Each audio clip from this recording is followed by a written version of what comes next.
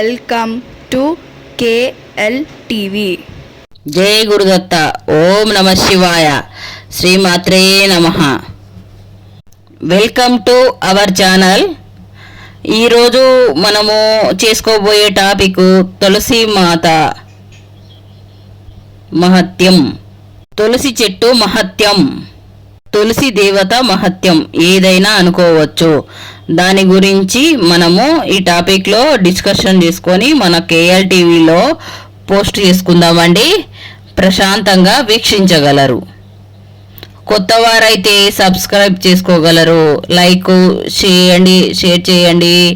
Hype option వస్తే click చేయగలరు దయచేసి. ఏ చెట్టును నాటినా పుణ్యమే. తులసి చెట్టుని నాటితే పుణ్యము వర్ణనాతీతము.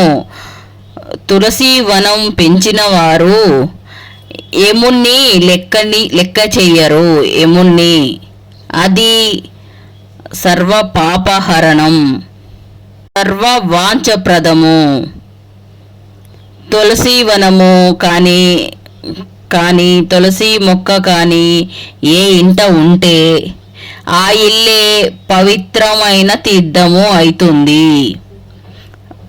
మేము యమదూతలం ఆ ఇంటి ఛాయలకి పోవాలన్నా భయపడతాము అని అంటారు యమదూతలు. తులసి మొక్కని నాటిన వారు దాని గింజలు ఆకులు ఎన్ని ఉన్నాయో అన్ని వేల సంవత్సరాలు దేవలోకంలో నివసిస్తారని పెద్దల మాట. తులసి పరిమళం సోకితే పితృదేవతలు సంతోషిస్తారు. గరుడ వాహనాతీతులై విష్ణులోకం చేరుకుంటారు. నర్మదా దర్శనం, గంగా స్నానం, తులసి దళ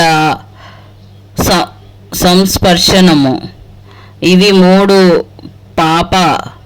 పావనకరణ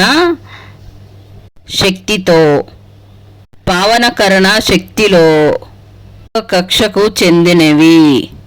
తులసిని నాటిన, పెంచిన, నీరుంచిన, దర్శించిన, నీరు ఇచ్చిన, దర్శించిన, స్పృశించిన మానవులకు ఆజ్ఞాకాయ వాంఛితాల సకల పాపాలు నశిస్తాయి. శుక్లపక్షంలో కానీ కృష్ణపక్షంలో కానీ తులసి దళాలని పరమేశ్వరుడికి దానమిస్తే పుణ్యఫలానికి మరి ఇంకా ఏది సాటి రాదు.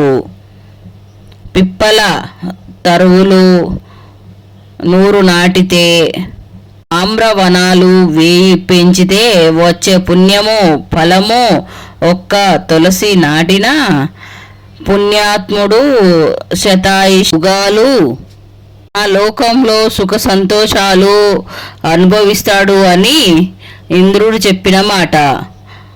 తులసి దళాలతోటి హరిహరార్చన చేసిన భక్తుడు మరింకా గర్భవాస క్లేశము అనుభవించడు.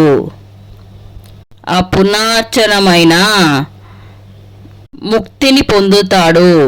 వృక్షరాది సకల తీర్థాలు, గంగానది, సమస్త పుణ్య నదులు, వాసుదేవాది సర్వదేవతలు ఒక్క తులసి దళంలోనే ఉండడం అపూర్వమైన విషయము.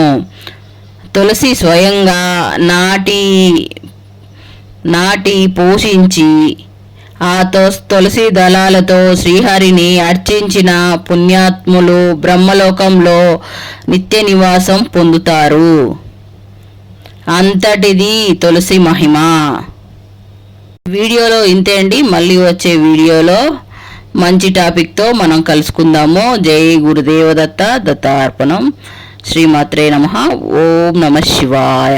If you like this video, please like, share, subscribe.